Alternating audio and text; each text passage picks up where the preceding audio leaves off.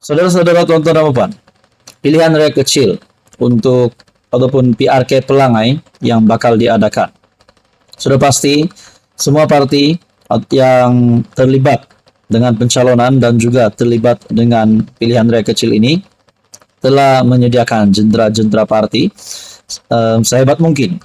Saudara-saudara, seperti yang kita tahu, Pelangai adalah kubu kuat Barisan Nasional. Mampukah PN mencipta sejarah untuk menang di pilihan raya kecil Pelangai? Walaupun sebelum ini kita mendengar ada ceramah dari Perikatan Nasional yang dikatakan kehadiran tidak memberangsangkan. Adakah itu adalah penolakan awal dari pengundi Pelangai terhadap calon Perikatan Nasional?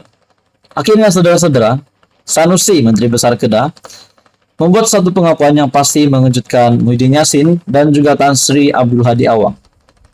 Ataupun mungkin juga adakah pengakuan ini memalukan Perikatan Nasional sendiri? Itu menjadi persoalan, saudara-saudara.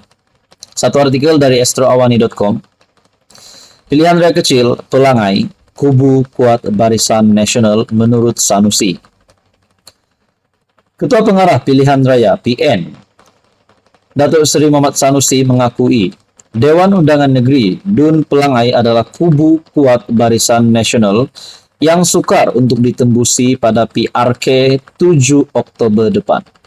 Nah, melalui pengakuan Sanusi ini, adakah pengakuan ini sudah menunjukkan bahwa kepimpinan PAS ataupun kepimpinan Perikatan Nasional memang tidak mampu untuk menawan pilihan raya kecil Pelangai, tidak mampu untuk mengalahkan Barisan Nasional? Dalam artikel ini lagi, Sanusi bagaimanapun yakin PN masih berpeluang membuat kejutan di kawasan itu berdasarkan gelombang sokongan terhadap gabungan itu seluruh negara. Kubu Barisan Nasional di Johor itu kuat, tapi semakin menipis dia punya ketebalan itu. Di Pelangai ini pun tak nipis sangat, tapi kita akan coba. Tak ada parti lain menang di situ. Dulu, Long Nan, Datuk Seri Adnan Yaakob punya kerusi itu. Menteri Besar Pahang sebelum Tok Wan, Datuk Seri Wan Rosdi Wan Ismail katanya.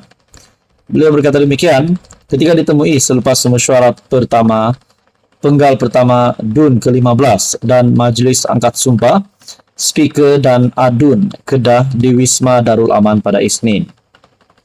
Muhammad Sanusi menzahirkan keyakinan menawan kerusi berkenaan ketika menghadiri program Sanusi Mai Pelangai di Felda Kemasul, Bentong Pahang. Beliau berkata, sebagai ketua dalam peperangan, beliau perlu menyuntik keyakinan dalam kalangan jentera parti mengenai peluangnya untuk merampas DUN Pelangai daripada PN. Saudara-saudara, tuan-tuan dan puan, apa komen Anda? Adakah PN mampu merampas DUN Pelangai ataupun BN tetap akan kekal di DUN Pelangai? Anda boleh komen di bawah. Teruskan bersama di dalam channel ini untuk info yang seterusnya. Halo semua, salam sejahtera Malaysia. Selamat datang ke channel Fels Lifestyle. Saudara-saudara yang amat dihormati semua, tuan-tuan dan puan-puan. Pada dalam video kali ini saya ingin bertanya, berapakah hari ini kita akan cerita tentang gaji seorang YB. Tidak kira dari kerajaan, dari pembangkang ataupun siapa saja, yang penting bergelar seorang YB ataupun ADUN, Ahli Dewan Undangan Negeri. Nah, saudara-saudara, saya melihat satu artikel dari harapandaily.com. Dan ini satu gambar yang dikongsi di sini, slip gaji ya, rasanya slip gaji, dan juga satu petikan berita yang bertajuk Exco Adun Kelantan naik gaji sehingga RM 5.000. Satu sumber artikel dari Harapan Daily. Kaya jadi YB PAS di Kelantan. Gaji cecah RM 27.922 sebulan. Wow, itu adalah satu jumlah yang amat banyak. Dalam artikel ini, setiap bulan Adun dan Barisan Exco Kerajaan diberi sejumlah gaji dan allowance untuk mereka menjalankan tugas sebagai wakil rakyat. Gaji yang diberikan perlu seiring dengan tanggung jawab sebagai wakil rakyat. Namun, berapa sebenarnya gaji seorang YB yang berkhidmat di Kelantan?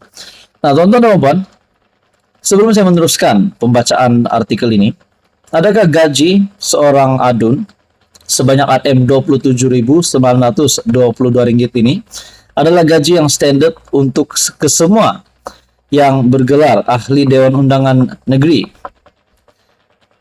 Dalam artikel ini lagi, persoalan ini timbul karena Kelantan sehingga kini masih lagi antara negeri termiskin di Semenanjung, biarpun kerajaan persekutuan memberi peruntukan cukup besar untuk negeri itu. Menurut pendedahan dibuat Naib Ketua Pemuda Amanah Nasional Muhammad Hishamuddin Ghazali, gaji wakil rakyat di Kelantan adalah sebanyak Rp27.922 sebulan setakat tahun 2020.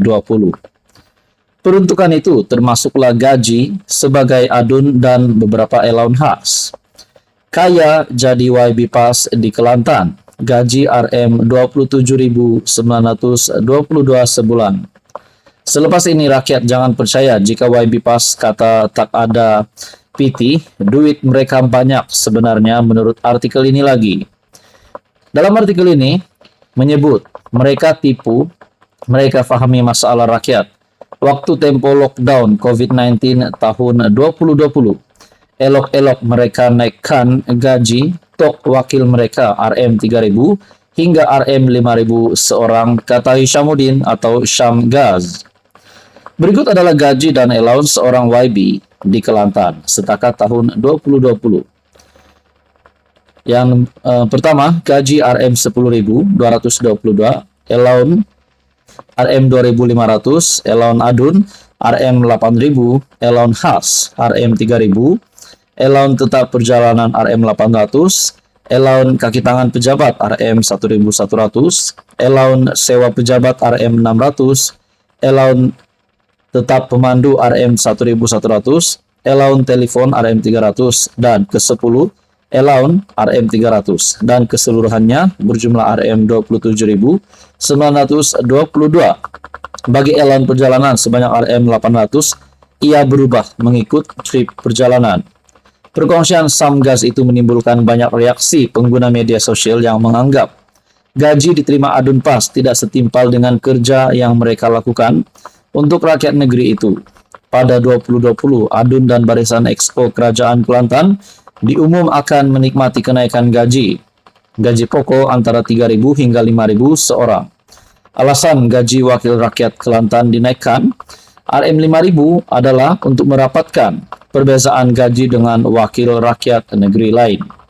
Alasan tersebut dikritik banyak pihak karena menaikkan gaji wakil rakyat dalam keadaan negeri itu masih mundur adalah tidak wajar menurut artikel ini. Saudara-saudara, apa komen Anda? Sekian saja, teruskan bersama di dalam channel ini untuk info yang seterusnya.